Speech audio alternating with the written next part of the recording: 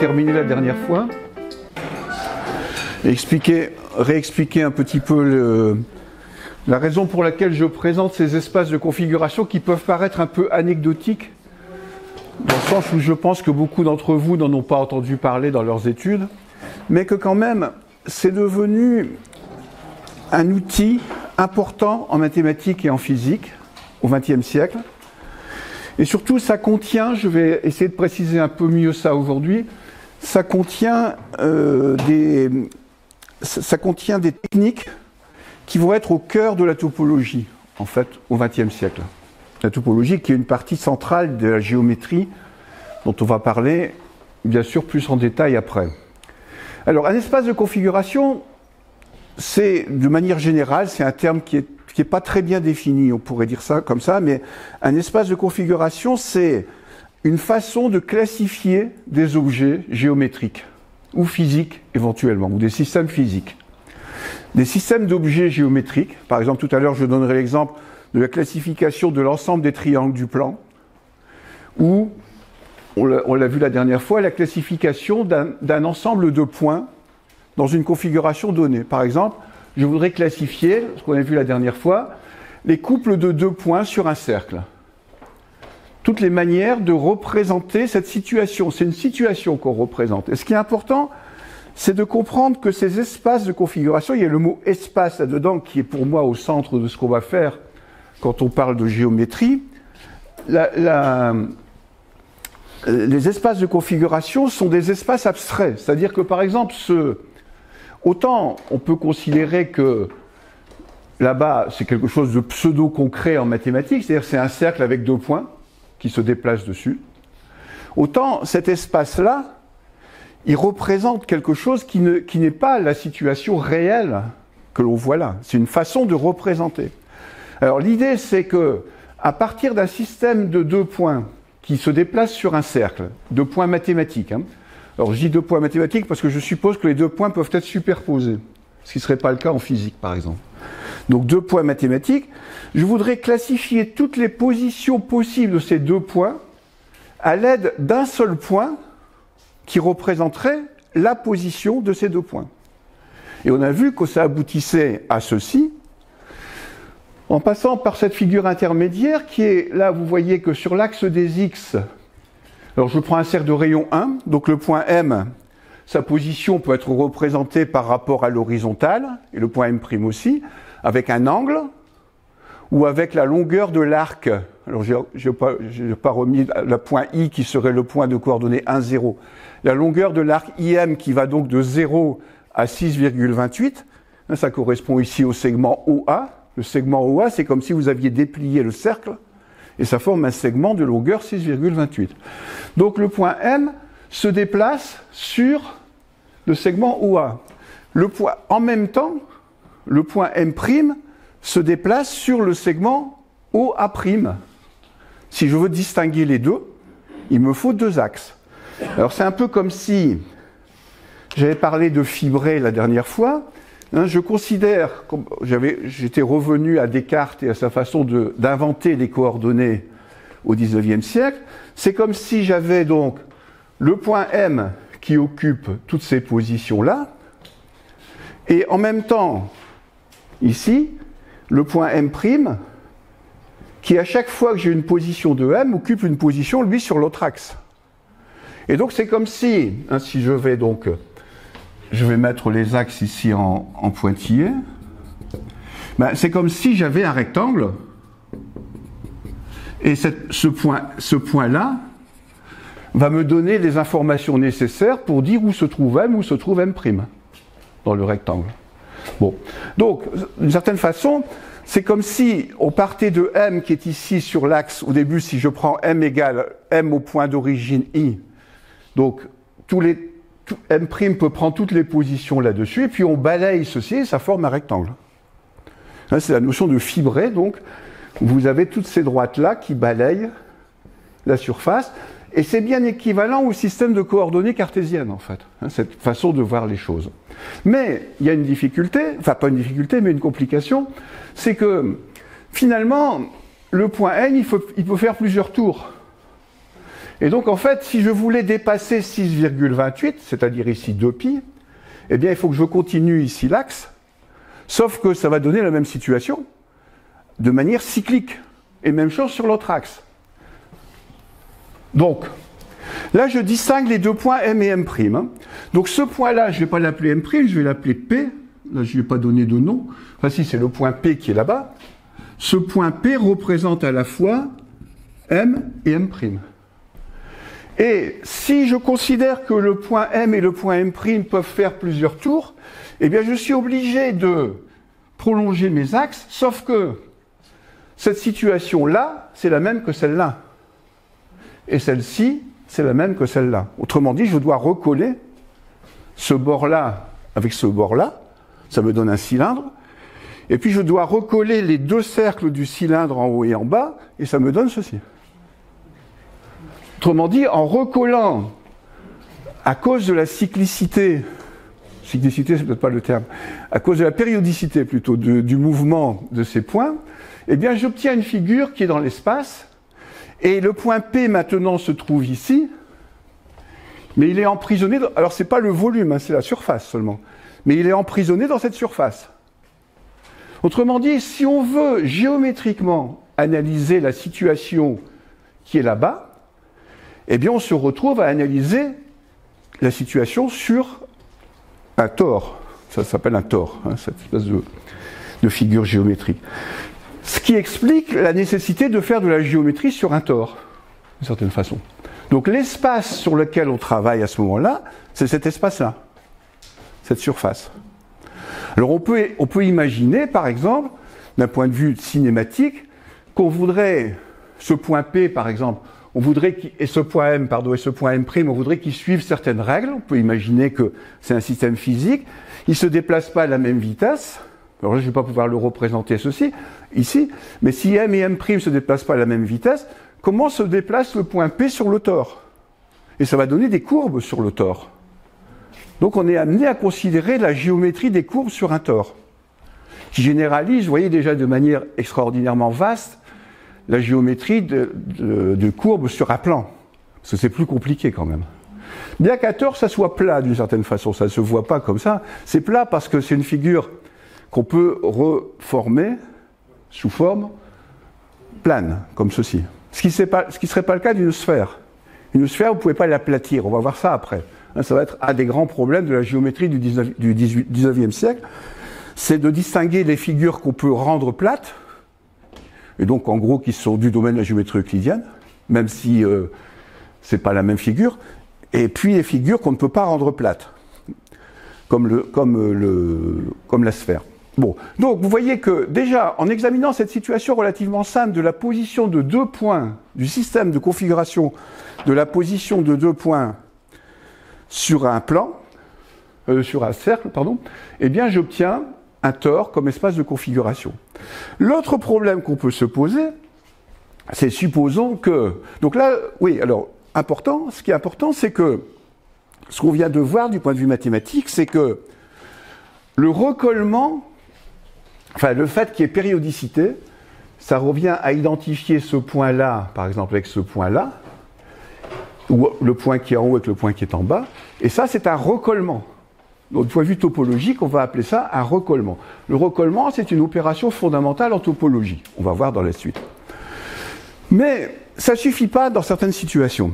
Dans certaines situations, ça c'est ce qu'on appelle un fibré trivial. C'est-à-dire que les fibres sont des droites parallèles. Ce qu'on appelle un fibré trivial en topologie. Maintenant, si je me pose la question, est-ce que je peux faire la même chose, mais en ne distinguant pas M et M'? C'est-à-dire en considérant que... Parce que finalement, si je mets M là-haut, M' en bas, ou M en bas, M' en haut, c'est la même situation. Si je n'ai pas mis de couleur pour les points et de nom pour les points, c'est la même situation. En fait, ça revient à dire que cette fois-ci, c'est un peu comme si je considérais la situation dans laquelle je n'ai pas des points, mais une corde.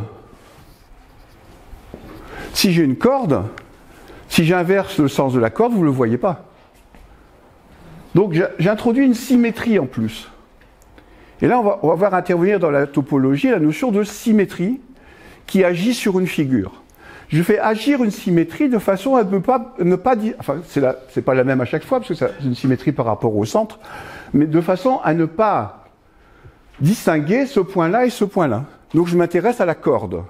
Bon, dans ce cas-là, ça veut dire qu'il y aura moins de positions possibles, puisqu'en fait, la position ici où j'ai x, y pour le point P,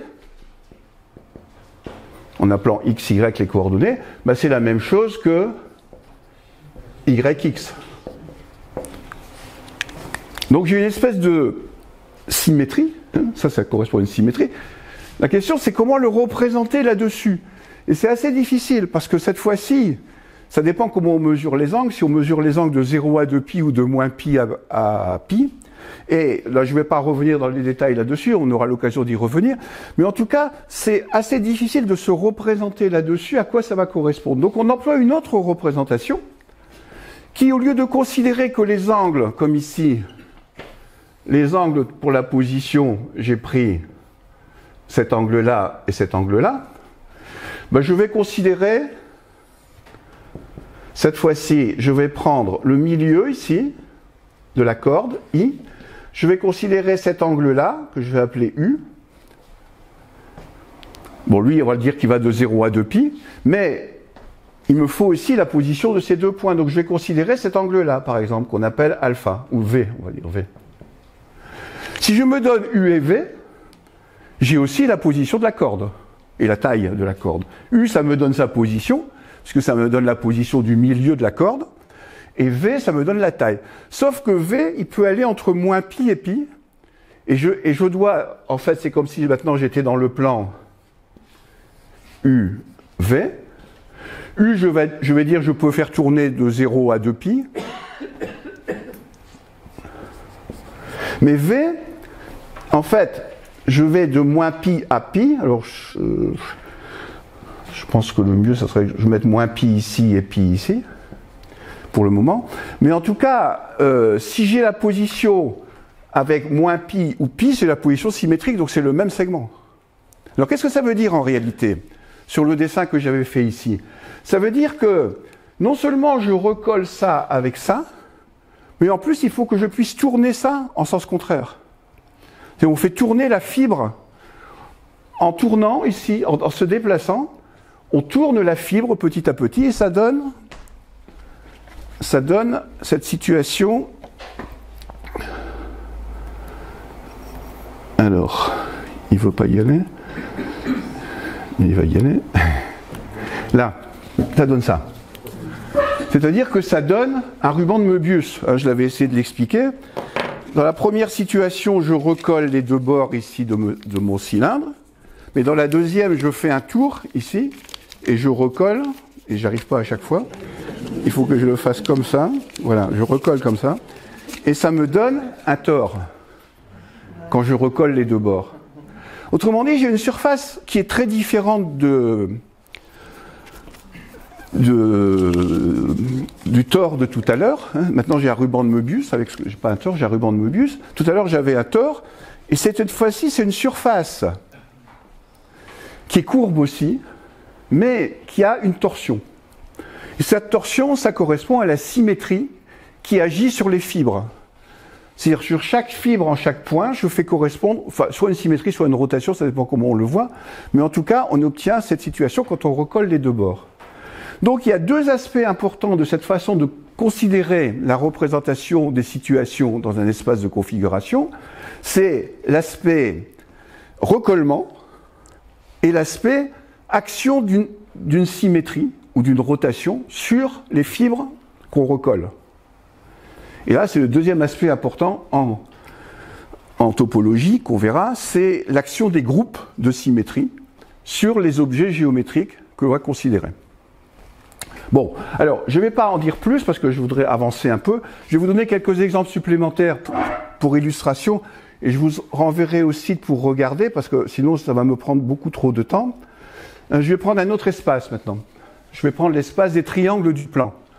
Je voudrais considérer comment je peux représenter, du point de vue d'un espace de configuration, l'ensemble de tous les triangles du plan. Alors vous imaginez, vous avez un plan Là, on voulait représenter quelque chose qui était limité à un cercle, c'est-à-dire qu'on voulait représenter les points d'un cercle. Vous avez des questions, pardon? Il faut le dire, il faut m'arrêter. Parce que quand je suis lancé, après, si vous ne m'arrêtez pas, je vais jusqu'au bout.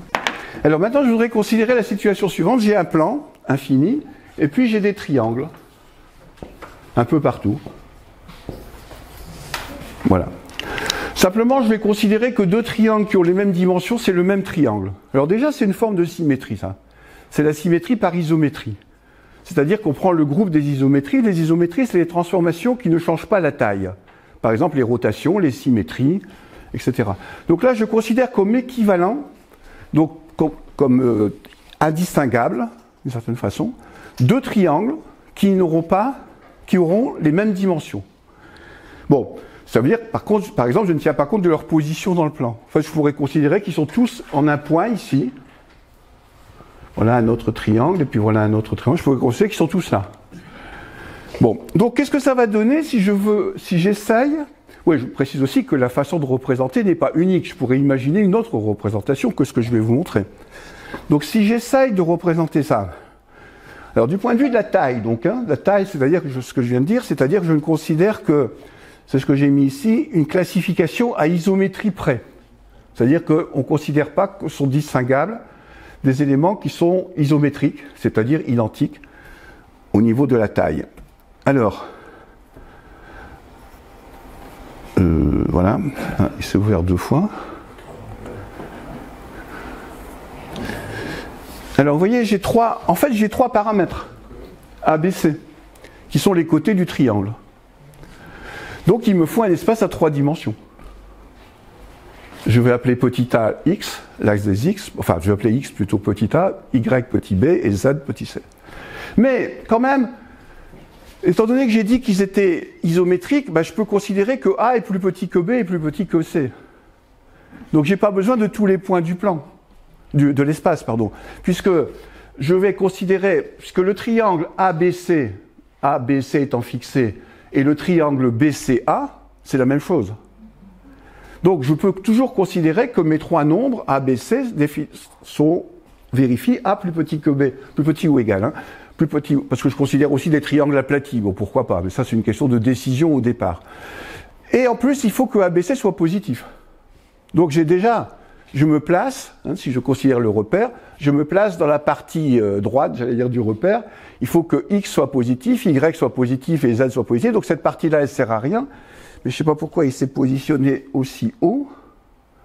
Alors je vais essayer de le déplacer, mais je ne garantis pas. Parce que...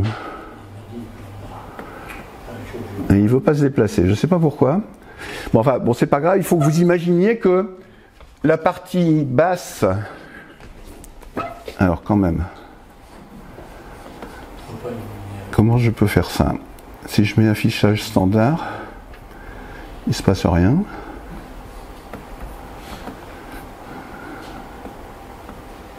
Et il ne veut plus se déplacer, donc je ne sais pas pourquoi. Qu'est-ce que je pourrais faire? Non, je peux le tourner, mais je ne peux pas le déplacer. Et ça, je ne sais pas pourquoi. Enfin bon, il va falloir faire avec ça, je suis désolé.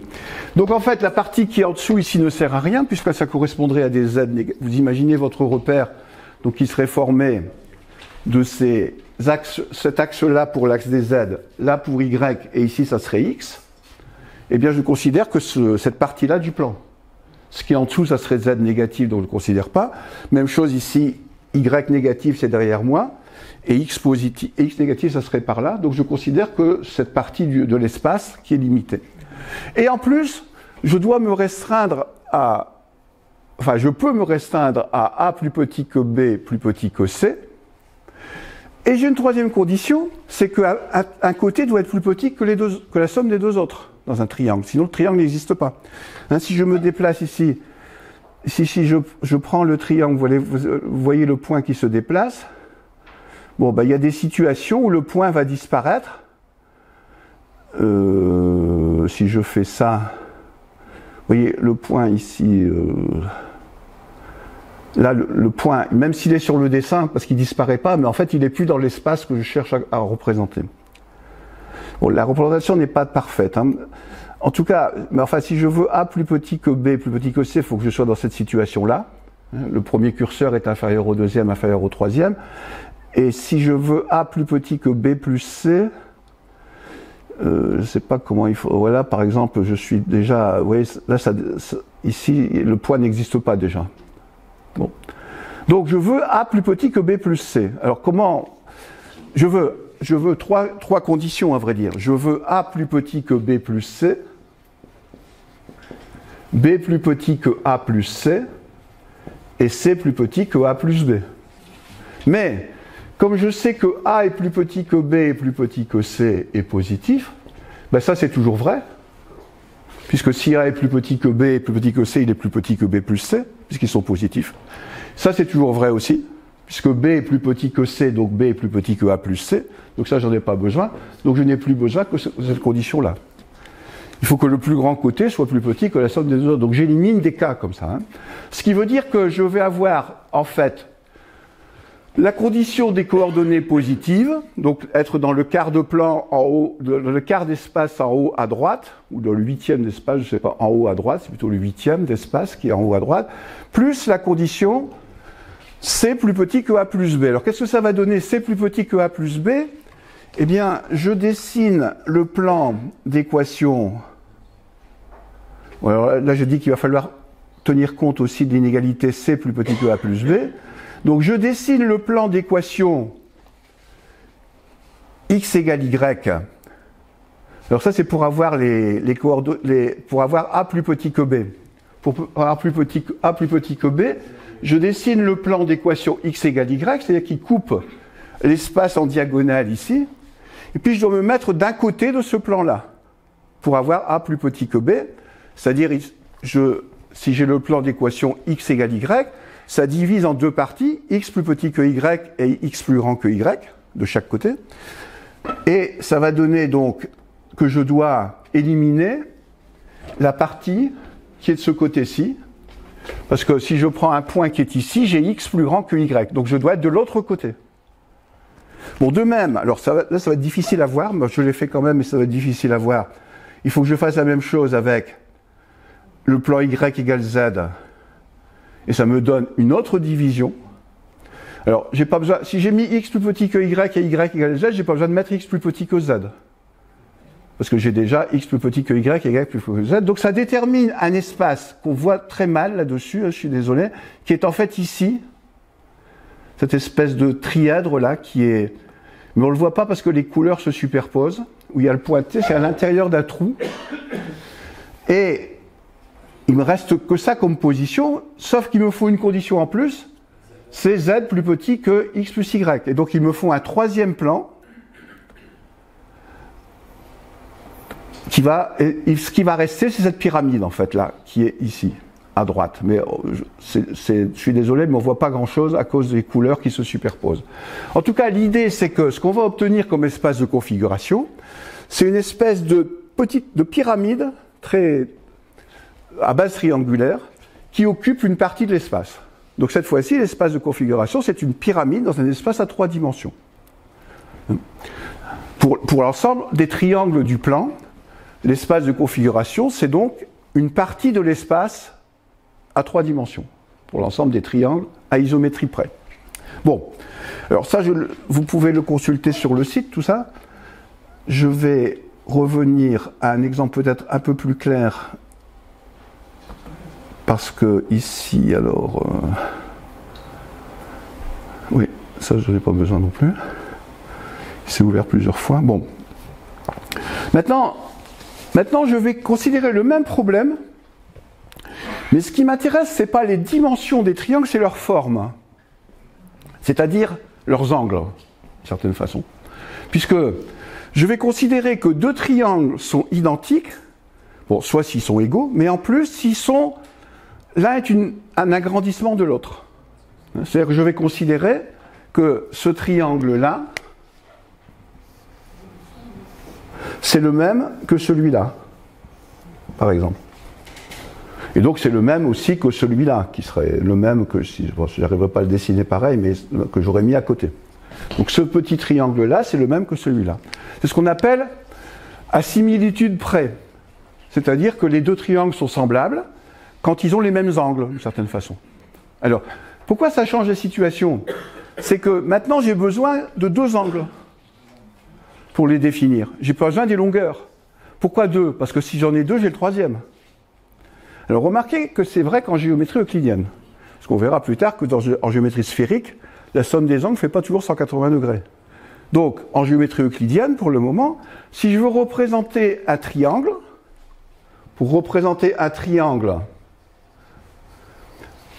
à similitude près, ben, il me faut deux angles alpha et bêta, petit a et petit b, je ne sais plus comment je les ai appelés, avec alpha plus bêta plus petit que 180 degrés.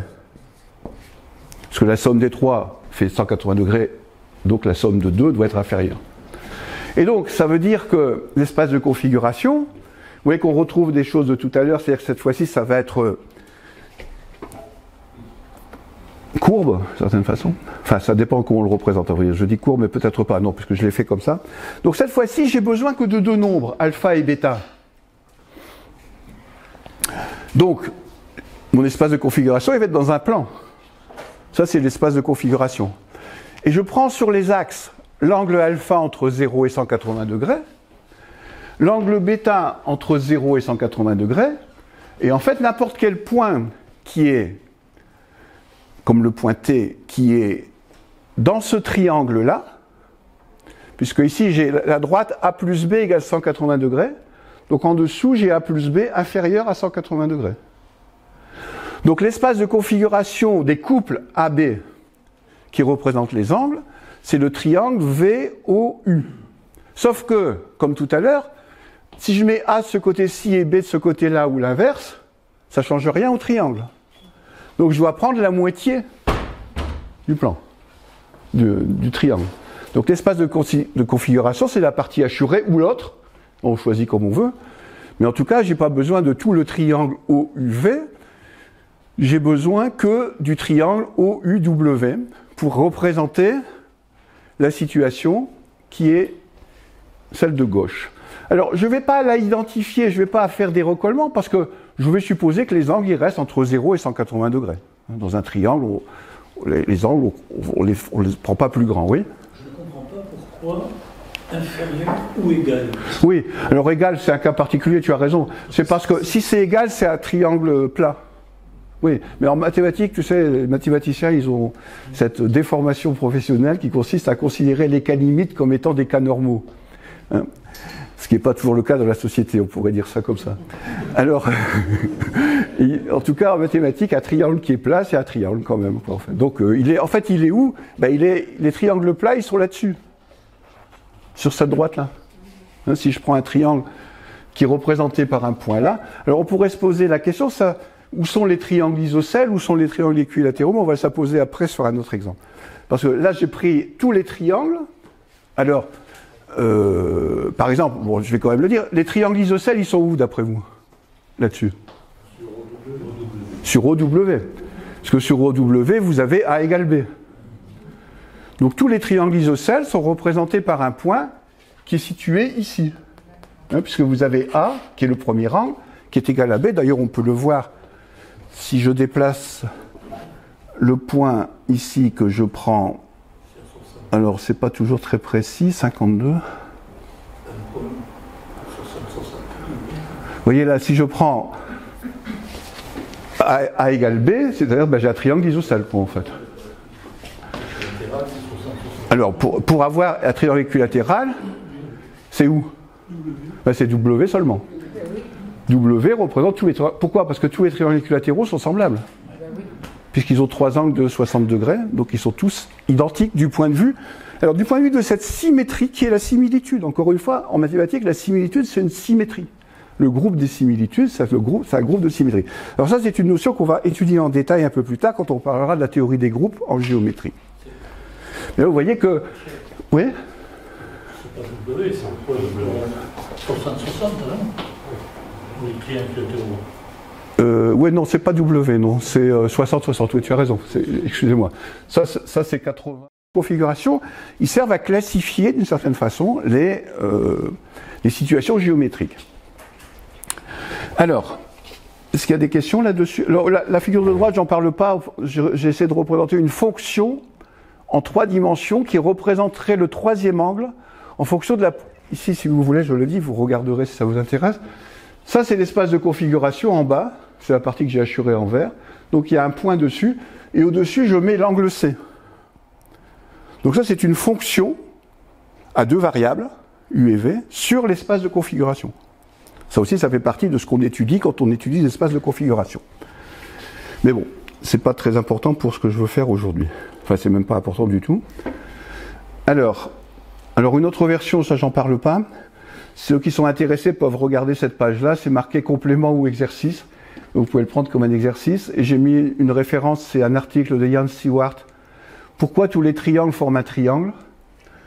Et si vous regardez ça, peut-être j'en parlerai la semaine prochaine, mais s'il y en a qui sont intéressés, vous regardez, et si vous ouvrez l'exercice, là, le fichier GeoGebra, vous allez avoir une autre façon de classifier tous les triangles. Alors, ce que je dis qui est important, c'est la remarque 2, c'est que, en fait, tout ceci, tout ce qu'on est en train de faire, c'est un exemple très simple de ce qu'on appelle la théorie des modules en mathématiques, qui s'est développée au XXe siècle, qui est en relation avec la théorie de Galois, et la classification des formes modulaires qui intervient dans la démonstration du théorème de Wiles, en fait. Wiles, dans la démonstration qu'il fait du théorème de Fermat, il utilise les espaces de configuration. Enfin, il l'utilise, disons, de manière très complexe, pas aussi simple que ça, ce qui correspondrait à des espaces de configuration pour les formes modulaires. Mais ça, c'est simplement une citation pour vous dire que ce qu'on fait, ça sert actuellement. Alors, l'espace des triangles isocèles, j'en dis rapidement un mot. Cette fois-ci, je voudrais classer que les triangles isocèles. Alors là, c'est assez facile parce que pour avoir un triangle isocèle, il me faut 2 côtés, la base et un côté. Là, alors par exemple, ce point-là, c'est le point de coordonnées 4 et 6. Mais en fait, là aussi, je peux intervertir la base et la hauteur. Donc c'est un demi-plan, un demi-quart de plan. D'accord? Alors la question que je pose en bas, c'est un peu petit. Où sont les triangles équilatéraux là-dedans? Alors pour qu'un triangle soit équilatéral, bah, il faut quoi? A égale B. Donc ici, je vais essayer de prendre 4 et 4. Voilà. Donc ils sont là. Donc ils vont être en fait sur la diagonale. Ça, c'est pas la diagonale ici, hein, parce que. Donc ils vont être. Les triangles équilatéraux vont être sur cette droite-là. A égale B. Les triangles équilatéraux. Et où sont les triangles rectangles isocèles? Alors ça, c'est un petit peu plus. Les triangles rectangles isocèles, bah, il va falloir écrire que si sont rectangles isocèles, il faut qu'on ait A carré plus A carré égale 2A carré, en fait, tout simplement. Donc en fait, on a, et ça c'est, alors attendez, A carré plus A carré égale B carré, je vais d'abord dire ça. Là-bas, c'est bien racine de 2. Ouais, il faut que 2A carré, puisqu'on a 2 côtés égaux, donc c'est A carré et A plus A carré égale B carré, ça c'est la base, égale B carré, donc on a B égale A racine de 2, et donc c'est une droite encore, B égale A racine de 2, qui est dans ce plan-là. Ça contient les triangles rectangles isocèles. Bon, alors je vais un peu vite parce que je voudrais arriver à commencer une autre section du cours. Mais ça, si vous avez des questions la prochaine fois, on y reviendra. Non, c'est ici, il faut que je continue. Alors ça commence à devenir compliqué. Non, c'était là. Alors en mécanique, par exemple. En mécanique, si je prends, et ça je reprends des choses qu'on a vues la dernière fois, mais cette fois-ci je les considère du point de vue mécanique, c'est-à-dire du point de vue de leur déplacement. Si je prends l'espace de configuration d'un point sur une droite, c'est l'ensemble des nombres réels, c'est-à-dire que c'est la droite elle-même. Si l'espace de configuration des points dans un plan, ben c'est le plan lui-même, l'espace de configuration des points dans l'espace, c'est l'espace lui-même. Là, il n'y a pas à se poser de questions. Par exemple, si je prends 2 points matériels se déplaçant sur une même droite maintenant, j'en avais parlé un petit peu, 2 points. La différence avec les mathématiques, je dirais, je le décide comme ça, c'est que les 2 points ne peuvent pas être confondus. en mécanique, si vous avez deux objets, ils ne peuvent pas être au même endroit. Donc, l'espace de configuration de deux points, donc je suis dans le plan R au carré, puisque j'ai deux points, j'ai deux coordonnées, mais je suis obligé de supprimer la diagonale, puisque les positions x n'existent pas. Si vous avez deux points, on ne peut pas les mettre au même endroit, ça correspond à la diagonale du carré. Enfin, du plan, quoi, en fait. Alors, si je prends l'espace de configuration d'un système de deux points matériels se déplaçant sur deux droites parallèles, alors par contre, là, il n'y a pas de problème, ils ne peuvent jamais être confondus. Donc là, c'est aussi R au carré, si j'ai deux droites. Si je prends l'espace de configuration d'un système de deux points matériels se déplaçant sur deux droites séquentes, alors c'est le plan, sauf le point d'intersection des deux droites. Parce qu'ils ne peuvent pas y être. Donc ça fait le plan privé d'un point, le plan avec un trou. Ça, c'est une notion importante qu'on verra, la notion de trou dans un plan. On verra qu'en mathématiques, ça conduit à des problèmes en topologie et aussi des problèmes en analyse quand on calcule des intégrales, par exemple. Quand il y a des trous dans le plan, c'est la théorie de Cauchy, on a des difficultés à calculer certaines quantités mathématiques. Bon. Et l'espace de configuration de système formé de deux points matériels dans un espace, eh ben, c'est un espace de dimension 4. Deux points matériels du plan, par exemple. Vous avez deux points du plan, donc il vous faut deux coordonnées pour le premier point, il vous faut deux coordonnées pour le deuxième. Donc il vous faut quatre coordonnées pour représenter la situation. Donc vous êtes dans un espace de dimension 4. Alors, comme ils ne peuvent pas être au même endroit, en plus, il faut enlever tous ces quadruplés-là. XY, XY. Pour que les deux points ne soient pas au même endroit. Le premier point, on va dire qu'il est représenté par les deux premières coordonnées, le deuxième point par les deux autres. Ben, il faut que les deux points soient différents. Donc c'est l'espace de dimension 4 dans lequel vous enlevez ça. Alors je vous laisse imaginer ce que c'est. Moi j'en sais rien, à vrai dire, je n'ai jamais essayé de nous le représenter. Et c'est pas du tout évident de... Enfin, on peut écrire des équations qui le représentent, bien sûr, mais moi je ne le vois pas, en tout cas. Je ne vois pas ce que ça veut dire en réalité. Bon, je n'ai pas réfléchi trop, mais en même temps, je sais qu'en dimension 4, c'est difficile de voir. Prenons maintenant un système qui ressemble au système Biel-Manivelle, c'est-à-dire un système dans lequel vous remplacez, vous combinez un mouvement de rotation et de translation. Donc ici, vous avez un système où le point M sur un cercle, et ça entraîne une barre qui est de longueur fixe. Vous avez ça dans vos voitures, par exemple. Alors attendez, je voudrais le faire plus... Ici, ça, quand vous faites tourner, alors on verra à droite ce qui se passe. Vous voyez, quand vous le faites tourner, ben, ça donne... alors, un mécanisme que vous avez dans beaucoup de mécanismes physiques, en fait, technologiques.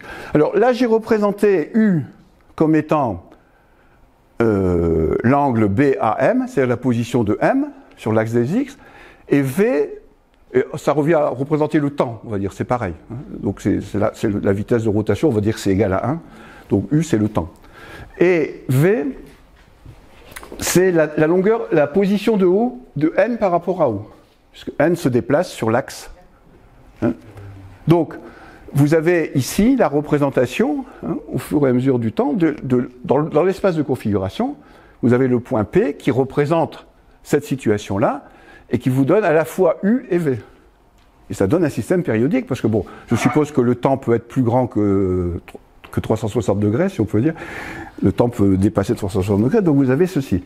Mais maintenant, étant donné effectivement que ce système, il est invariant par rotation, il est périodique, en fait, on va dire, ça se voit sur le dessin du milieu, vous avez une période. Mais comme il est périodique, ça veut dire qu'encore une fois, vous pouvez replier ceci. Puisque tous les 360 degrés, on revient à la même situation. Donc, ça veut dire qu'on obtient ceci comme espace de configuration. On a recollé les deux bords. Et du coup, la trajectoire du plan, ça donne cette courbe-là. Ce qui est en noir là, ça donne ceci, qui n'est pas un cercle, qui est une figure assez complexe. Ça donne ceci sur le cylindre. Donc vous avez un exemple de courbe dans un espace de configuration. Des questions là-dessus? Bon, c'est un peu simplifié. Je ne sais pas, j'ai pas tenu compte des frottements, comme on dirait. C'est une modélisation mathématique, effectivement, c'est-à-dire qu'on ne tient pas compte de certains phénomènes qui peuvent se produire dans la réalité. Et enfin, donc, bon, ça va, j'ai pas passé trop de temps, je vois que... Qu'est-ce que j'ai mis après? Alors, en robotique, ça je vais dire rapidement, en robotique actuellement c'est extrêmement important. Si vous prenez un bras de robot, je veux dire que c'est moi le robot, eh bien vous avez, pour la position de la main, vous avez l'extrémité mobile qui en fait, si je prends cette articulation-là qui est sur une sphère, bon, on peut imaginer que c'est plus mobile que mon bras, donc toutes les positions de l'extrémité de ma main, ça forme des points sur une sphère, mais en plus je peux tourner. Donc j'ai comme espace de configuration, j'ai l'extrémité qui pointe sur les points d'une sphère de centre haut et la rotation qui peut être paramétrée par un angle, alors encore une fois moi je ne peux pas, mais entre 0 et 360 degrés pour un robot. Donc qu'est-ce que vous avez? En fait vous avez un fibré en cercle sur une sphère. J'explique ça. J'en avais parlé un petit peu des situations de fibré qu'on ne peut pas réellement représenter dans l'espace de dimension 3. Alors, vous avez donc la sphère qui représente les positions de l'extrémité de ma main. Je vais commencer par dessiner la sphère.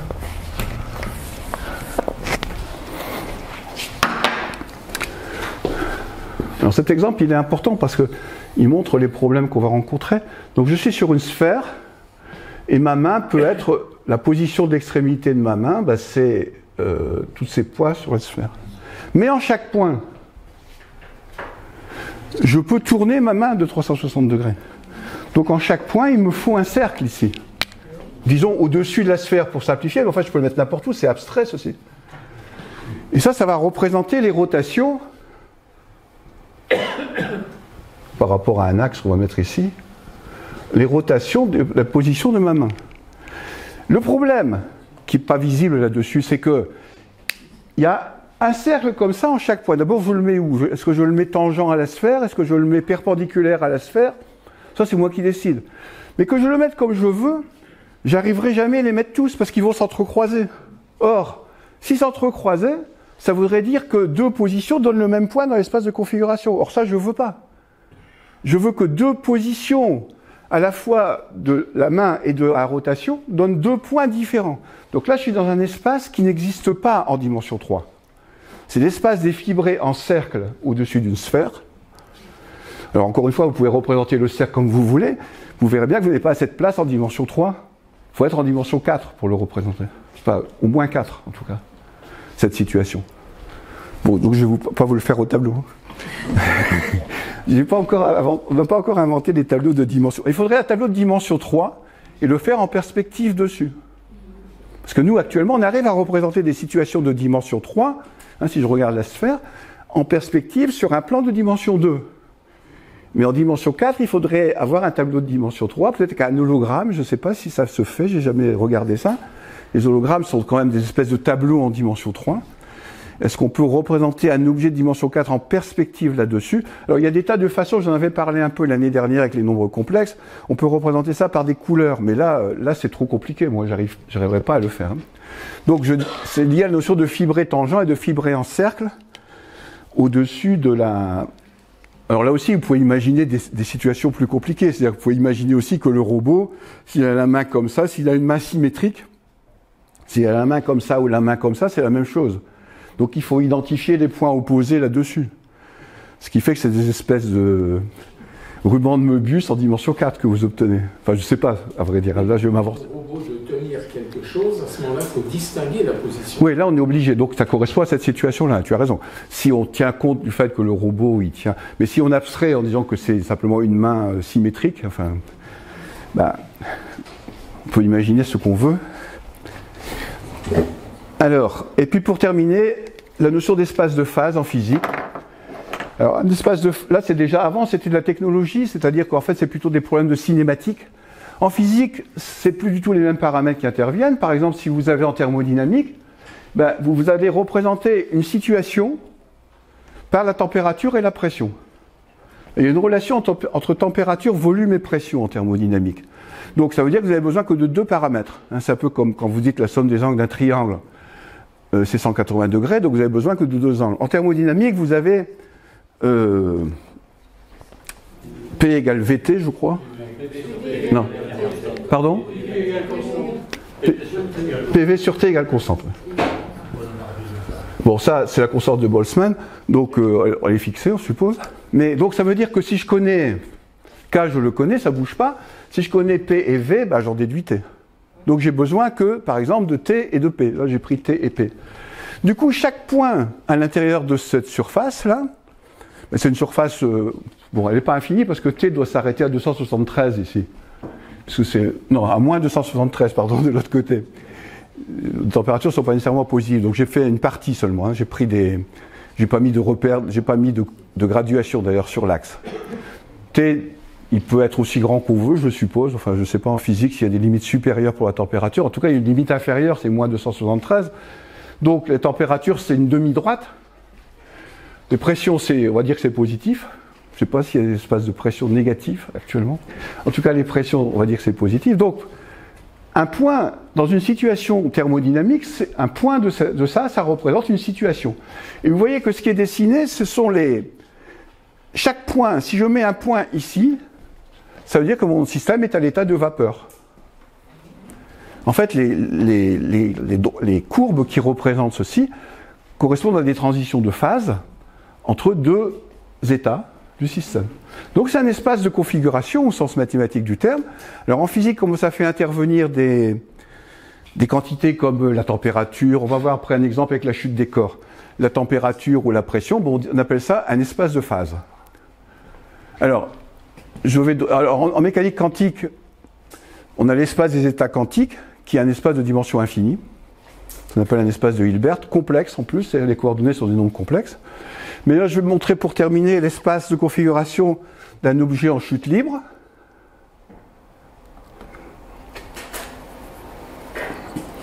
Alors, je prends un objet, donc la droite horizontale là-bas, c'est le temps qui s'écoule. Alors d'abord, l'espace de configuration au sens mathématique de cet objet, c'est quoi ? Ben, c'est une demi-droite. Il va tomber sur la demi-droite. Donc l'ensemble des positions du point M, qui part de là-haut, on va dire, à t égale 0, si je le lance, je devais pouvoir l'exécuter, ici peut-être. Non, ça ne marche pas. Alors, on va passer à autre chose. L'invention de la géométrie, vous allez me dire quel rapport, bah, vous allez le voir après.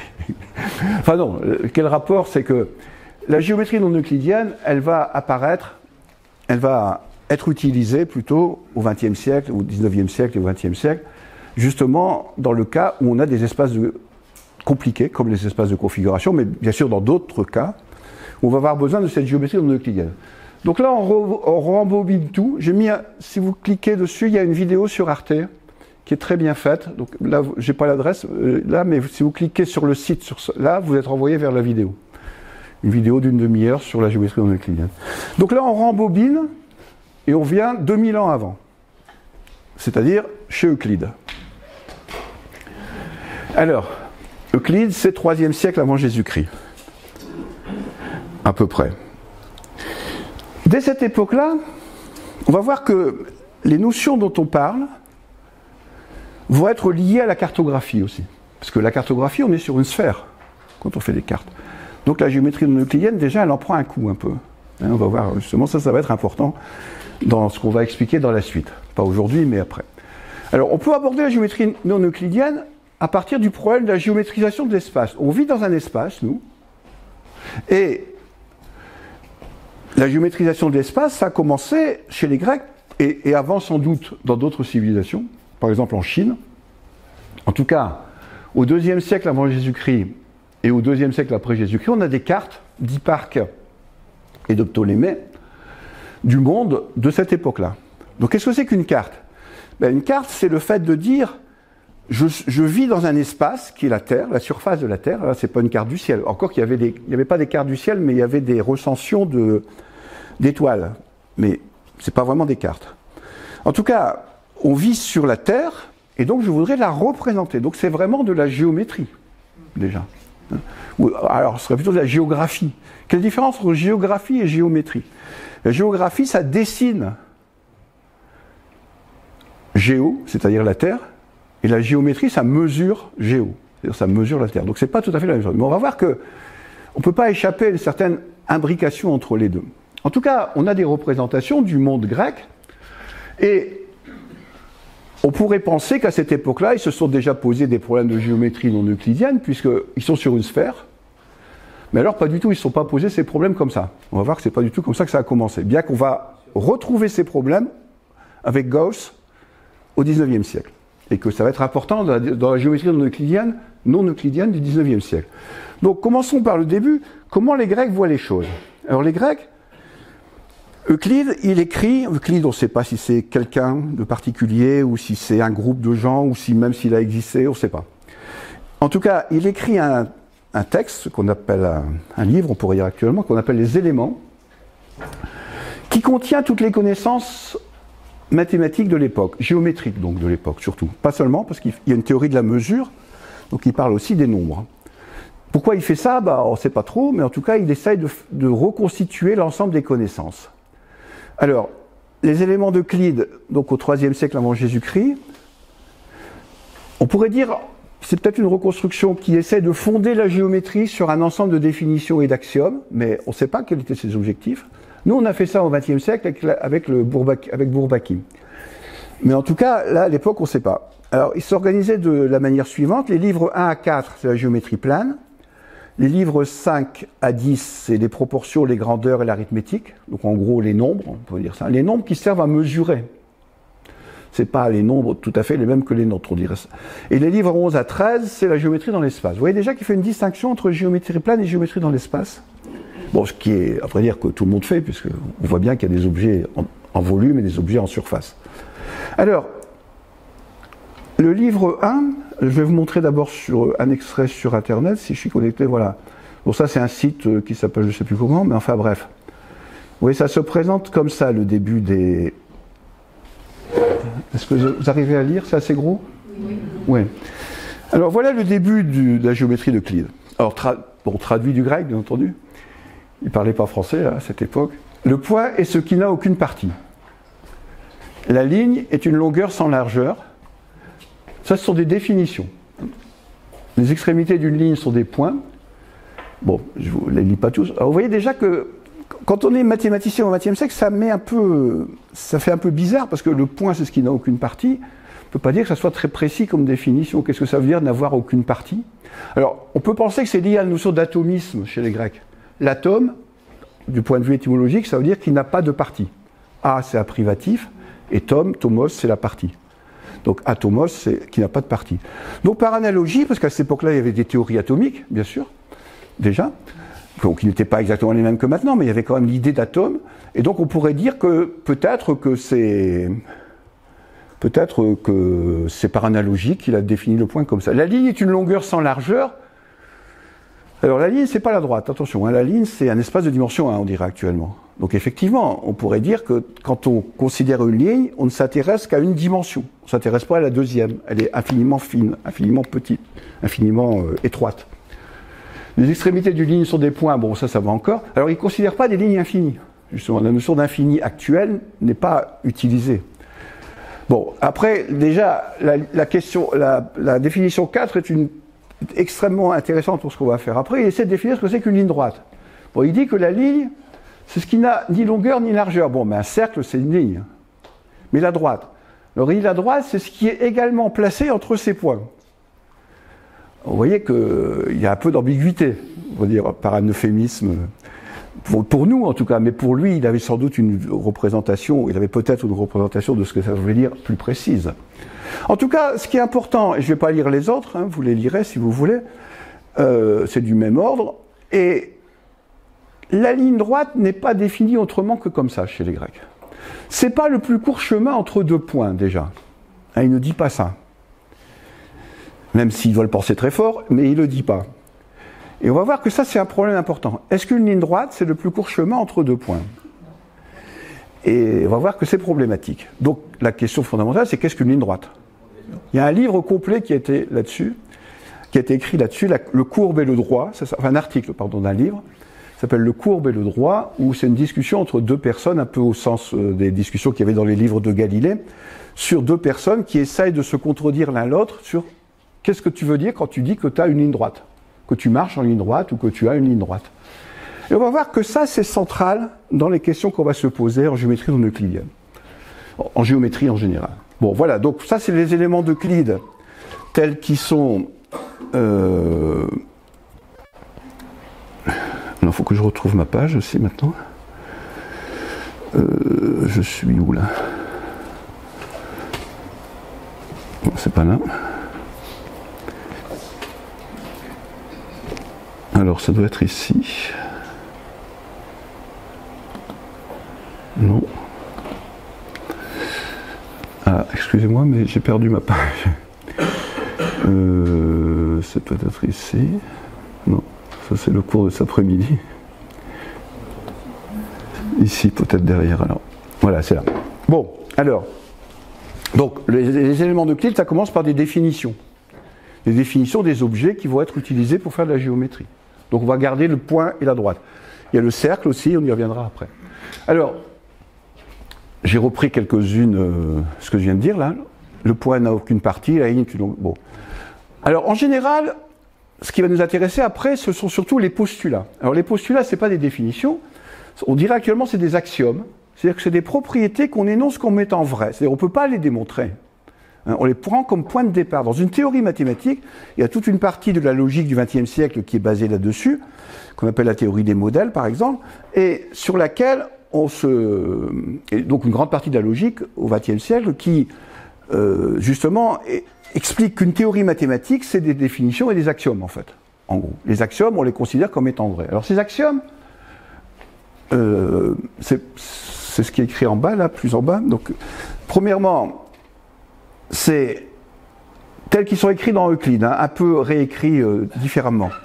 Un segment de droite peut être tracé en joignant deux points quelconques. C'est-à-dire, par deux points passe une droite, on dirait actuellement. Alors, ça aussi, si on réfléchit un petit peu, on est sur la Terre, on se déplace, on prend le pôle nord et le pôle sud.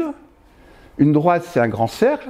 Ben, par le pôle nord et par le pôle sud, il ne passe pas qu'une seule droite, il passe tous les méridiens. Donc cet axiome, il n'est pas vrai sur la sphère, déjà. Bon. En géométrie plane, bien sûr, on peut considérer qu'il est vrai. Un segment de droite peut être prolongé indéfiniment, donc ça veut dire que il fait la différence entre segment et droite. Il ne dit pas que c'est infini. Alors ça, c'est ce qu'on appelle l'infini potentiel, c'est-à-dire qu'il dit qu'on peut toujours aller plus loin sur une ligne droite. Ça, c'est la définition de l'infini potentiel, un peu comme avec les nombres entiers. Étant donné un segment de droite, un cercle peut être tracé en prenant ce segment comme rayon et l'une de ses extrémités comme centre. Donc si j'ai un segment, bah, je peux faire ça c'est l'idée du compas, hein, je peux faire un cercle avec. Bah, d'ailleurs, c'est un fibré. Hein. C'est un fibré au-dessus du point, vous tournez, vous avez des fibres qui sont les rayons. Tous les angles droits sont congruents, c'est-à-dire que deux angles droits sont égaux.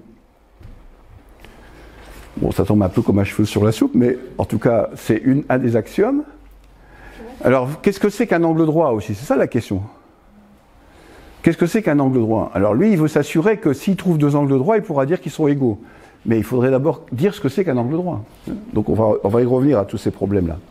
Et puis enfin, le dernier, le plus célèbre, sauf qu'il n'est pas présenté comme on le présente actuellement.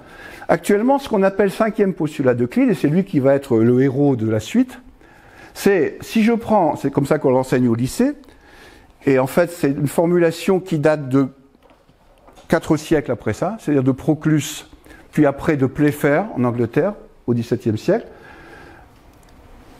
Le cinquième postulat tel qu'on le présente, c'est si j'ai une droite et un point à l'extérieur, alors il n'y a qu'une seule parallèle. Bon, il a dit avant ce que c'était qu'une parallèle, hein. C'est-à-dire que ça ne doit pas se couper, quoi, tout simplement. Donc il n'y a qu'une seule parallèle passant par ce point. Ça, c'est la façon dont on le présente actuellement. Mais chez Euclide, c'est si deux lignes droites sont séquentes, alors c'est D1 et D2, avec une troisième, c'est D, de façon que la somme des angles intérieurs d'un côté, c'est alpha et bêta, soit inférieure à deux angles droits, alors ces deux lignes sont forcément séquentes de ce côté-là. Donc, si deux droites coupent une troisième, sous des angles alpha et bêta, dont la somme est inférieure à 180 degrés, alors ces deux droites se coupent quelque part là-bas, plus loin. C'est comme ça qu'est présenté le cinquième postulat d'Euclide. D'accord ? Bon, donc, ce cinquième postulat, là, il appelle ça des demandes aussi. Hein. Le cinquième postulat est demande 1, demande 2, demande 3, c'est des demandes. Il demande que ça soit vrai. Bah, en fait, il nous oblige à ce que ça soit vrai. Alors, pour faire la géométrie, on a besoin que ça marche, autrement dit tout ça. Alors, ce cinquième postulat, même si le premier, on a vu qu'entre deux points, on peut toujours tracer une droite, bah, c'est pas vrai sur une sphère, mais en tout cas, cela ne les préoccupe pas. Le cinquième postulat, il va tout de suite préoccuper des gens.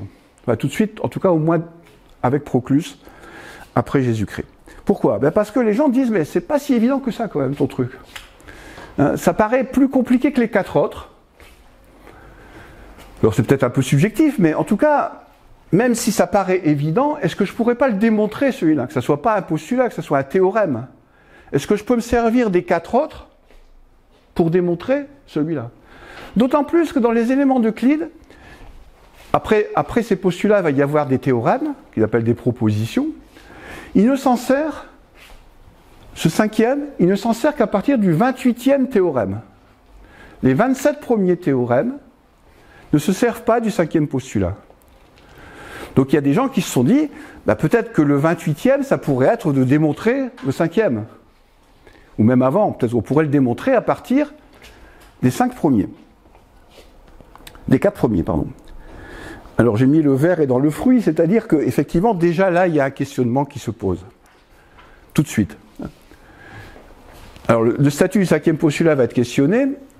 Alors, il va être reformulé, on l'appelle axiome de Pläfer, mais en fait c'est bien antérieur, c'est Proclus, il semble que ça soit Proclus au IIe siècle après Jésus-Christ qu'il l'ait formulé sur la forme actuelle. Par un point extérieur à une droite, on peut mener une seule parallèle à cette droite. Et donc il est considéré, pour la somme des angles, je vais faire après, il est considéré comme compliqué et pas naturel. On dit les autres, c'est évident. Celui-là, non. Donc c'est peut-être parce qu'on peut le démontrer. D'où la question, est-ce vraiment un axiome ? C'est-à-dire, est-ce qu'on ne pourrait pas le démontrer à partir des définitions et des 4 axiomes qui le précèdent ? Et puis, alors, à quoi il sert cet axiome ? Par exemple, dans les éléments d'Euclide, il va servir à démontrer que la somme des angles d'un triangle fait 180 degrés. Donc je vais vous montrer la démonstration. Elle est facile à faire. Et on va voir à quel moment on s'en sert. Bon, j'ai un triangle quelconque. Et je voudrais démontrer que la somme des angles, ça fait 180 degrés. Donc, je vais tracer une parallèle. Alors là, déjà, j'ai l'axiome d'Euclide. Je peux tracer une parallèle à B passant par C. C'est l'axiome d'Euclide, le cinquième. Je vais dire axiome pour le cinquième pour le moment. Je peux tracer cette droite. Alors, dans les propositions d'Euclide, dans les théorèmes, donc on démontre que dans ce cas-là, et puis je prolonge BC, hein, puisqu'on peut prolonger un segment. Ça aussi, c'est un des axiomes précédents. La droite BC, c'est la demande 3. Donc voilà ma situation maintenant. Et on trace la parallèle à AB passant par C, ouais, ça je viens de le faire. Les angles de même couleur sont égaux. Alors ça, c'est une proposition que je renvoie, c'est la proposition 28 et la proposition 29 dans Euclide. Il démontre que dans cette situation-là, cet angle-là et cet angle-là sont égaux. Ça, les angles en vert qu'on appelle angles alterne-interne actuellement. C'est-à-dire on a deux droites parallèles coupées par une séquente. Et donc là, on a un angle qui est égal à celui-là. Actuellement, ça s'appelle théorème des angles alterne-internes, enfin avant, quand j'étais jeune. Et ces deux angles-là, on appelle les angles correspondants, ils sont aussi égaux. Et maintenant, donc ça se déduit des théorèmes qu'il a démontrés déjà. Maintenant, j'ai un troisième angle qui est en bleu, mais je vois bien que la somme des trois angles du triangle est égale à la somme de ces trois angles-là. Donc ça fait un angle plat. Donc ça fait 180 degrés. Donc il a démontré que la somme des angles d'un triangle fait 180 degrés. Il est passé de ces trois angles du triangle à trois angles qui sont en un même point. Et là, ça donne un angle plat, puisque c'est une droite. D'ailleurs, on ne dit pas un angle de 180 degrés, on dit deux droits à cette époque-là. Ça forme un angle égal à deux droits. Alors, donc vous voyez qu'avec l'axiome d'Euclide, le cinquième postulat, celui-ci, eh bien, on a tracé cette parallèle et ça permet de faire la démonstration. Conclusion, le fait que la somme des angles d'un triangle fasse 180 degrés est liée au cinquième postulat d'Euclide. Ce qui explique que ça ne va pas marcher sur une sphère. Puisque sur une sphère, on n'aura pas la même situation, on n'aura pas le cinquième postulat d'Euclide. Mais ça, je vais le faire après. Enfin, voilà pour ce que je voulais faire là. Alors, qu'est-ce qui va se passer dans les siècles qui vont suivre? Les gens vont essayer de démontrer à partir des 4 autres postulats et des définitions. Alors, il y a plein de mathématiciens, hein. Tous les grands mathématiciens, on pourrait dire, entre le 2e siècle et le 19e siècle, quasiment. Donc, vous voyez, ça fait quand même 17 siècles de tentatives de démonstration. Alors, il y a d'abord les mathématiciens grecs et latins, comme Posidonius, Ptolémée, Proclus, qui vont utiliser les méthodes strictes de la géométrie d'Euclide pour essayer de le démontrer, mais à chaque fois leur démonstration est fausse. Alors ils s'en aperçoivent pas toujours, mais leur démonstration est toujours fausse parce qu'en fait, à un moment donné, pour démontrer le théorème, ils s'en servent, sans s'en apercevoir. Donc c'est une démonstration fausse d'une certaine façon. Bon, je ne vais pas rentrer dans ces démonstrations qui sont difficiles à lire, hein. Il y a des exemples sur Internet, vous en trouvez plein. Après, les mathématiciens arabo-musulmans, à partir du Xe siècle, comme Ibn Qura, Al-Haytham, ils vont utiliser des transformations géométriques et ils vont s'y prendre un peu différemment. En particulier, ils vont ramener cette situation à celle d'un rectangle. Alors, je vais expliquer pourquoi. Et c'est ça qui va permettre après, en Europe occidentale, à partir de Sakeri en 1733, donc au XVIIIe siècle, de commencer à y voir un peu clair. Alors, donc les mathématiciens arabes, ils s'y prennent pas tout à fait comme les Grecs et les Latins, et donc ils vont mettre en évidence une situation comme celle-là, que je vais vous montrer. Alors ça c'est, je ne sais plus qui a fait celle-là. Bon, voilà un quadrilatère qui a deux angles droits et deux côtés égaux. Alors là c'est faux sur la figure parce que justement la figure elle ne peut pas être vraie en géométrie plane. Par définition, si j'ai deux angles droits, pas par définition mais à cause de la géométrie euclidienne, si j'ai deux angles droits en bas et deux côtés égaux, j'ai deux angles droits en haut aussi. Bon, mais là j'ai fait comme si les côtés étaient égaux, et ils ne se sont pas. Donc on part de cette hypothèse qu'on a deux angles droits en bas, et on va supposer que les angles C et D en haut, alors il arrive à le démontrer, sont égaux. Alors, il trace d'abord les deux diagonales. Et dans ce cas-là, vous voyez que ces deux triangles sont égaux. DAB et ACB sont égaux. Alors ça, c'est une conséquence des propositions d'Euclide qui ne se déduisent pas du cinquième postulat. Pourquoi ils sont égaux les deux triangles? Parce qu'ils ont comme côté commun AB, ils ont un deuxième côté BC et AD qui sont égaux, et puis ils ont un angle entre les deux qui est égal. Ça c'est le troisième cas d'égalité, ou le premier, je ne sais plus, qu'on voit à l'école. Donc les deux triangles ABC et ADB sont superposables, on va dire, avec les hypothèses qu'on a prises au départ. Alors, il en déduit que on a les angles là qui sont de même couleur qui sont égaux, puisque les triangles sont égaux. Donc d'abord on a AD égale BC, puisque les deux triangles sont égaux. Les deux diagonales sont égales. Les deux triangles, c'est les hypoténuses les deux côtés, pardon, les deux diagonales, ce sont les hypoténuses de ces triangles égaux, donc elles sont égales. Et puis les angles que j'ai mis de même couleur sont égaux, puisque ce sont des angles dans des triangles égaux. Et donc, alors on a DBA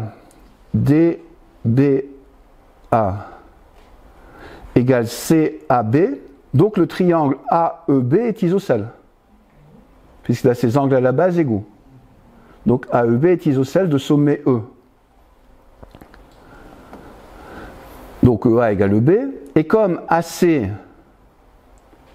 égale BD, ben ça veut dire que ce qui reste, la DE est égale à EC.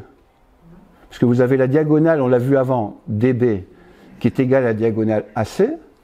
vous avez le côté AE qui est égal à BE, par soustraction, DE égale EC. Donc ici, on a un triangle isocèle aussi, DEC, ce qu'on va voir après. Donc là, on a un triangle isocèle, et donc les angles là sont égaux, les angles à la base. EDC et ECD. J'ai mis 2 fois EDC, excusez-moi, c'est EDC et ECD. Il faut voir là. Et donc, ADB égale, en tout cas, donc finalement, là, on le voit sur le dessin, ADC est égal à DCB. D'accord? Puisque c'est la somme de 2 angles égaux ici. Cet angle-là est égal à celui-là. Cet angle-là est égal à celui-là, on l'a vu avant. Donc l'angle qui est là, entier, j'aurais dû mettre une couleur différente, est égal à celui-là. Conclusion, on est dans cette situation-là. Sauf qu'il y a 2 cas. Soit ces 2 angles sont égaux en D et en C, soit ils sont aigus. Soit ces 2 angles sont égaux et ils sont obtus. Bon, s'ils sont droits, on retombe sur l'axiome d'Euclide. Donc on ne va pas considérer ce cas-là. On veut justement contrer. On voit qu'il y a des situations qui se déduisent des axiomes d'Euclide et qui amènent à une situation comme ça.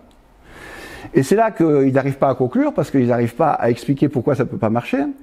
Donc il dit, on a donc 2 lignes droites qui coupent une ligne droite selon 2 angles droits. Alors ça c'est en bas.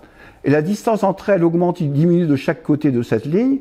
C'est là une absurdité première dès lors que l'on conçoit la linéarité et que l'on réalise la distance entre les 2 lignes. Il est donc impossible que les 2 lignes AB et DC soient inégales, et dès lors qu'elles sont égales, les 2 angles sont des angles droits. Alors, c'est un peu confus, ça c'est le texte même d'Althusser.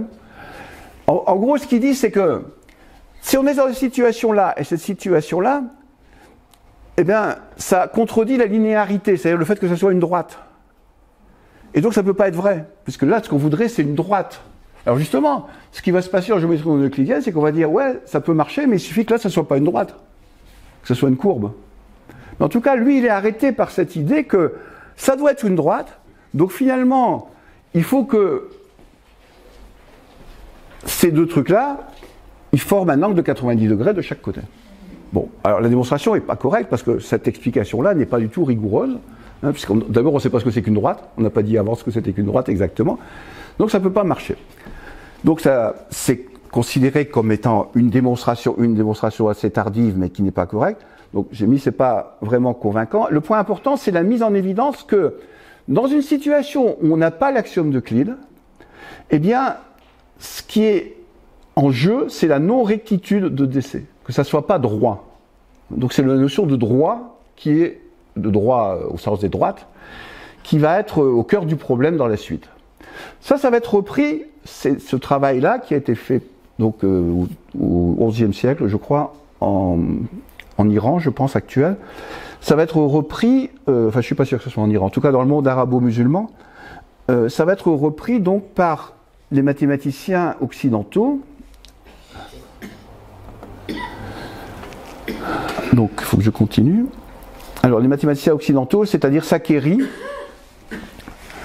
Alors, Szakeri, il s'attaque au problème où le cas où l'angle est obtus, celui-là. Et il écrit un livre qui s'appelle Euclide lavé de toute tâche. Il veut démontrer qu'on a tort de critiquer Euclide. On ne peut pas faire autrement que ce qu'a fait Euclide. Alors, en 1733. Et il affirme l'hypothèse de l'angle obtus est absolument fausse, car cela répugne à la nature de la ligne droite. Vous voyez, c'est toujours la même idée, c'est qu'une ligne droite, il faut que ça soit droit, quoi.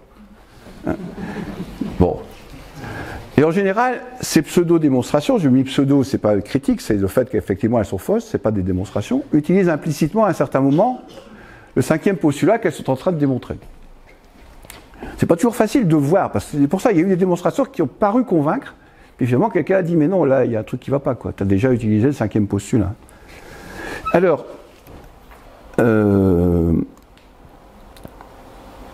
non, ça j'ai déjà fait.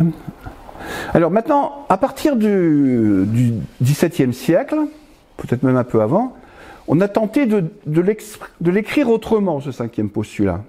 Alors, il y a d'abord... Alors, ce que j'ai écrit, là, fait par Wallis, Szakeri, Playfair et Legendre, ce sont des théorèmes qui sont équivalents. C'est-à-dire, on démontre que si on a un cinquième postulat, par exemple, eh bien, Saccheri, il existe des rectangles.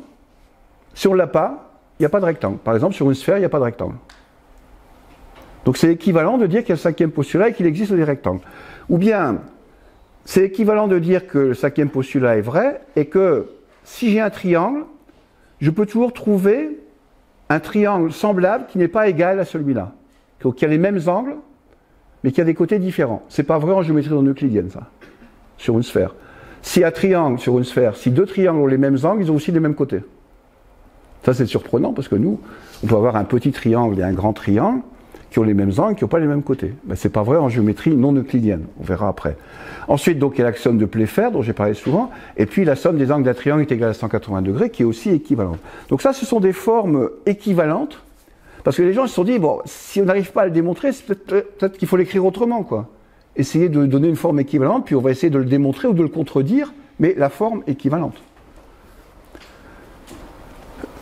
Alors, tout ça, ces erreurs, on va dire entre guillemets, ça a amené, quand on analyse les démonstrations, ça c'est une idée aussi qui est importante, c'est que quand on fait des erreurs, c'est pas totalement négatif, quoi. Ça apporte des choses. Donc toutes ces démonstrations vont amener à améliorer, on va dire, la connaissance de la géométrie euclidienne, et ça va servir après justement pour la contredire.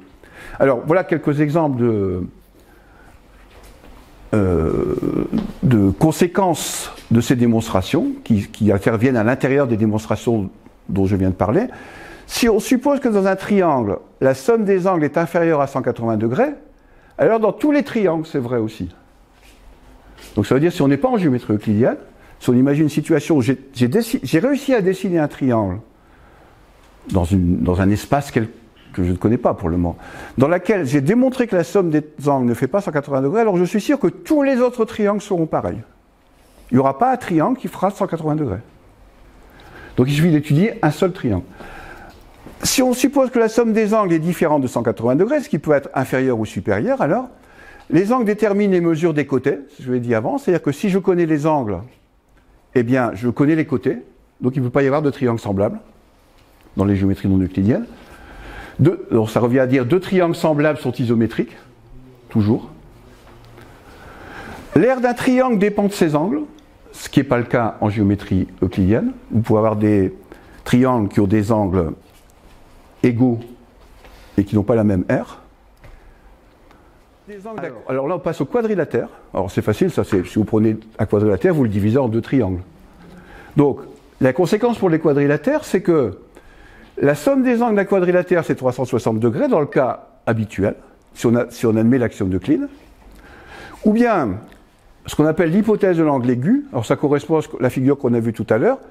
Dans l'hypothèse de l'angle aigu, la somme sera inférieure toujours à 360 degrés.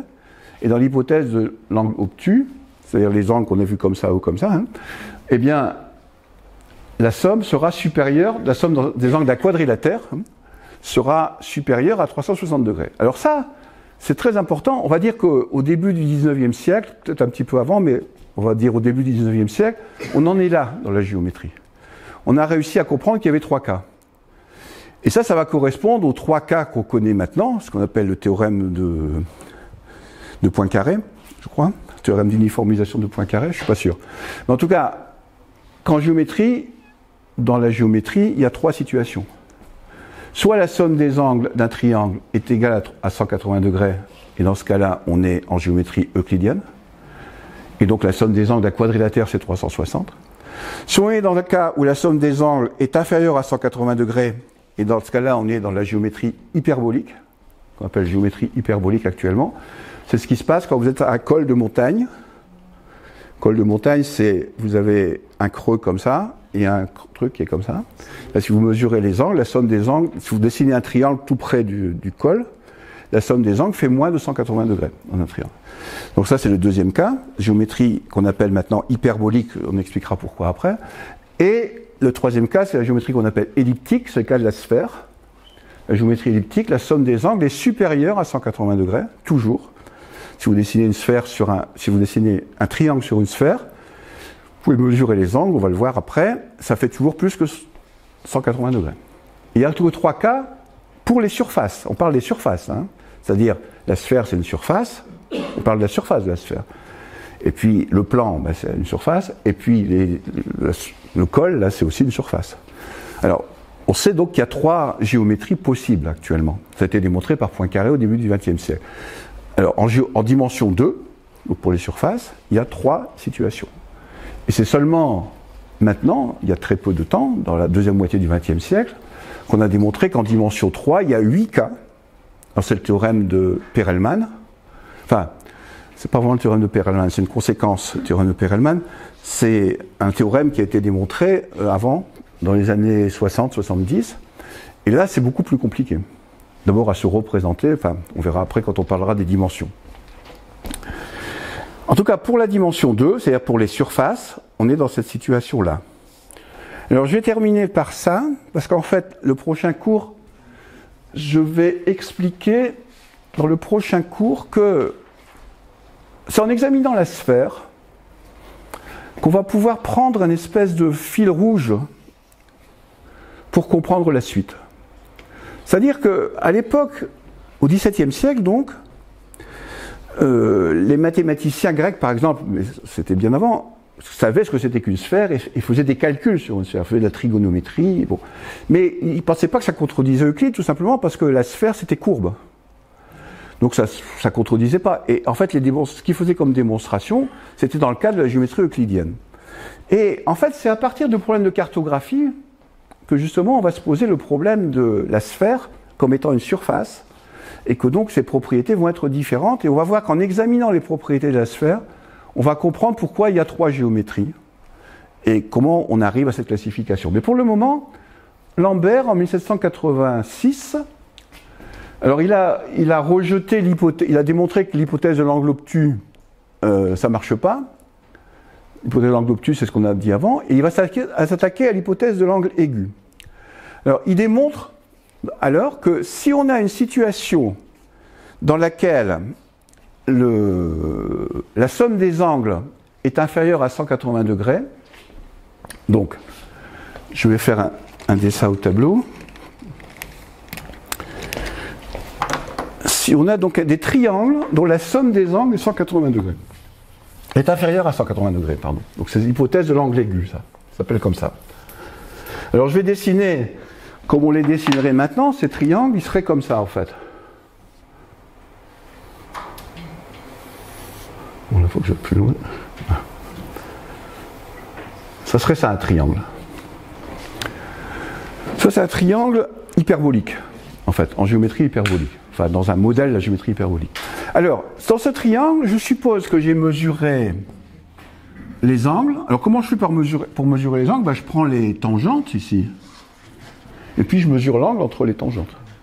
Donc, j'ai 3 angles, petit a, petit b, petit c. Et je suppose que a plus b plus c est inférieur à 180 degrés. Puisque l'hypothèse de l'angle obtus, il s'en est débarrassé. Alors il démontre que 180 degrés moins ça, là, je ne vais pas faire la démonstration, je vais la faire dans l'autre cas, pas aujourd'hui, mais la prochaine fois. Dans le cas de inférieur à 180 degrés moins a plus b plus c est toujours égal à, alors là il y a une erreur de notation, ça ne sert à rien, ce qui est en rouge là, donc c'est égal à l'aire, la surface de ABC, divisé par une constante. Alors là j'ai mis R au carré, mais je vais mettre une constante pour le moment, une constante K. Alors, ça veut dire quoi? Ça veut dire que, d'abord, la surface est déterminée par les angles, et ceci, ça s'appelle le défaut d'angle. Le défaut d'angle, c'est la différence entre 180 degrés et la somme des angles. Ça s'appelle le défaut d'angle du triangle. Sur une sphère, qui est une surface où on a a plus b plus c plus grand que 180 degrés, on aurait ABC moins 180 degrés qui est égal à ça. Bon, en tout cas, oui, pour le moment, il démontre que si on est dans cette situation, le défaut d'angle est égal en gros à l'air, et il y a une constante qui intervient. Et donc, bon, ça montre que les angles déterminent complètement la surface des triangles, mais il connaît un autre résultat de Girard, ça je le ferai la prochaine fois. Girard dit que sur une sphère, cette fois-ci je dessine un triangle sur une sphère, et cette fois-ci le triangle il va être comme ça. C'est-à-dire tous les angles vont être supérieurs, enfin la somme des angles va être supérieure à 180 degrés, donc cette fois-ci je vais avoir Girard, donc avant lui, a démontré que A plus B plus C moins 180 degrés, donc ça s'appelle l'excès d'angle, cette fois-ci, l'excès d'angle, eh bien A plus B plus C est égal à la surface du triangle, A, B, C, divisé par le rayon de la sphère sur lequel on a au carré, sur lequel on a dessiné le triangle. Et là, c'est le cas d'un triangle sur une sphère. Et donc, Lambert, il se dit, bah ça, c'est l'équivalent d'un rayon de quelque chose, quoi. Et comme ici, c'est l'opposé de ça, il va considérer que le rayon est négatif d'une certaine façon. C'est comme s'il y avait un rayon négatif. Puisque là, j'ai 180 moins A plus B plus C, ça fait un nombre. Là, ça fait l'opposé. Et donc, il va dire, ce nombre-là, c'est en fait R multiplié par le nombre complexe I au carré. À cette époque, on connaît les nombres complexes pour ceux qui étaient là l'an dernier. Donc, I, c'est I au carré, ça fait moins 1. Donc, IR au carré, ça fait moins R au carré. Et donc ici, si vous voulez, il peut mettre A plus B plus C, il peut reprendre cette formule-là, A plus B plus C moins 180 degrés, égale ceci, puisqu'il met il met moins 1 devant. R de ABC sur IR au carré. IR au carré, c'est moins R au carré. Donc c'est comme si je mettais un signe moins ici, ce qui donne la même formule que là. Donc il dit, c'est un cercle complexe, enfin c'est une espèce de sphère complexe, hein, cet espace. Alors n'essayez pas de vous le représenter, c'est une vue de l'esprit d'une certaine façon. Mais on va voir que c'est important donc de voir qu'on peut ramener les deux cas, angle aigu et angle obtus, angle inférieur à 180, donc défaut d'angle et excès d'angle, à une situation quasiment identique, mais à condition d'avoir de l'imagination. On va dire ça comme ça. Bon, alors la prochaine fois, c'est-à-dire après les vacances, ce sera le 17 janvier, je crois, hein, le prochain cours. La prochaine fois, je vais repartir de la sphère et montrer comment on peut construire toute cette histoire en examinant ce qui se passe sur une sphère. Voilà, je vous souhaite de bonnes fêtes de fin d'année. Si cette vidéo vous a plu, vous pouvez nous rejoindre à l'Université du temps libre de Tarbes et de Bigorre à l'adresse utl-tb.info. Et n'oubliez pas, si ce n'est déjà fait, de vous abonner.